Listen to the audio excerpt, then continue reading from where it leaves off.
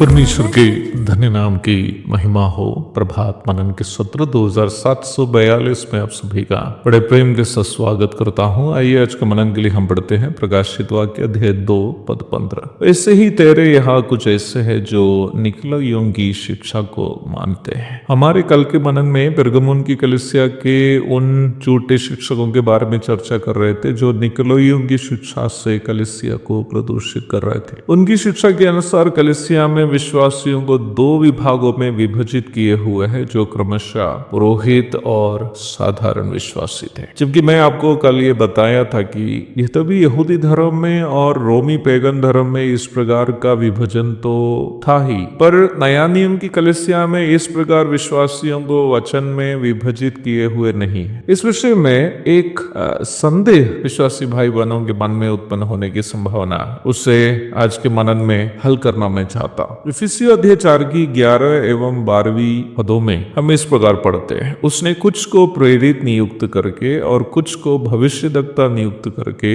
और कुछ को सुसमाचार सुनाने वाले नियुक्त करके और कुछ को रखवाले और उपदेशक नियुक्त करके दे दिया, जिससे पवित्र लोग सिद्ध हो जाए और सेवा का काम किया जाए और मसीह की देह उन्नति पाए। कलीसिया को वचन सिखाकर उसे यीशु मसीह के पवित्रता की ओर बढ़ाने और अपने आत्मिक वरदानों का उपयोग करने के लिए उन्हें सक्षम बनाने तथा नए आत्माओं को जीतने हेतु तत्पर बनाने के लिए उन्हें प्रशिक्षण देने तथा अगुवाई करने के लिए प्रभु के द्वारा नियुक्त आत्मिक नेतृत्व के बारे में हम इन पदों में पढ़ते हैं। प्रेरित अथवा अपोस्टल्स, भविष्यद्वक्ता अथवा प्रोफेट्स, सुसमाचार सुनाने वाले अथवा इवेंजलिस्ट और रखवाले और उपदेशक, जिसे अंग्रेजी में पास्टर्स या एल्डर्स या बिशप आदि कहते हैं, ये किसी प्रकार के पद नहीं है बल्कि जिम्मेदारियां हैं। These are not positions to feel proud to be, but responsibilities to accomplish।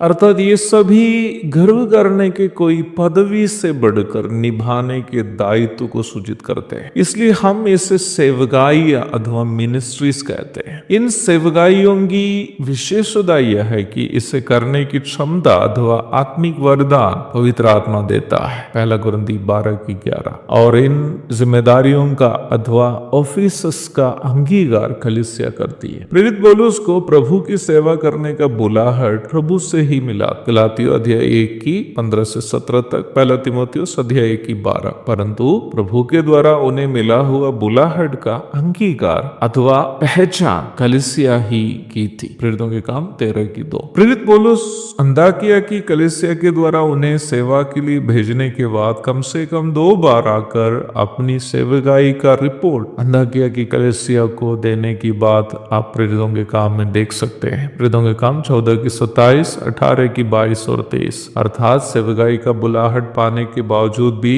वह स्थानीय कलीसिया से हिसाब दे ही रहा। Though he was entrusted a special office for the ministry, he was accountable for the local church for whatever he was doing। नया नियम की कलीसिया में जितनी भी सेवकाई की जिम्मेदारी अलग अलग लोगों को सौंपी जाती है, वे सभी स्थानीय कलीसिया के अधीन रखकर करने की है। कोई भी सेवा कलीसिया से बड़ा नहीं। कलीसिया को वचन से अगुवाई करने की जिम्मेदारी इन लोगों को है, परंतु कलीसिया पर अधिकार चलाने की अनुमति किसी को भी नहीं है। 1 पत्रस 5 की 3। इन बातें कहते समय मुझे थोड़ा सा डर भी अपने अंदर में है। हम सब पापों से प्रदूषित शरीर में वास करने के कारण बातों को सकारात्मक तरीके से लेने से अधिक नकारात्मक तरीके से लेने का स्वभाव हमें है। कोई कोई इस प्रकार भी सोचते होंगे कि अच्छा, कलीसिया में अगुवे और आम विश्वासियों में यदि पदवियों में कोई अंतर नहीं हो तो हम उनकी बातें क्यों मानेंगे, हम तो अपनी मर्जी से चलेंगे। प्यारो, यद्यपि कलीसिया में सेवा करने वालों और हम विश्वासियों के बीच पदवियों में कोई अंतर नहीं हो, वचन हमें स्पष्ट रूप में सिखाता है कि प्रभु के द्वारा कलीसिया की अगुवाई के लिए नियुक्त प्रभु के इन दासों को उनकी सेवकाई के कारण 2 गुना आदर के योग्य समझना है, पहला तीमुथियुस 5:17। और वैसे ही उनकी आज्ञा मानना है और उनके अधीन रहना है, वचन सिखाता है इब्रानी 13:17। और वचन सिखाने वालों को जो वचन की शिक्षा पाता है वह सब अच्छी वस्तुओं में भागी करने के लिए भी आदेश वचन में दिया है, गलाती 6:6। कहने का तात्पर्य है कि निकोलइया जैसे सिखाते थे कि अगुवे आम विश्वासियों से बढ़कर एक विशेष समूह है, उस प्रकार वचन नहीं सिखाता। पर वचन में यह स्पष्ट आदेश विश्वासियों के लिए दिया है कि वचन की शिक्षा देते हुए कलीसिया की अगुवाई करने वालों को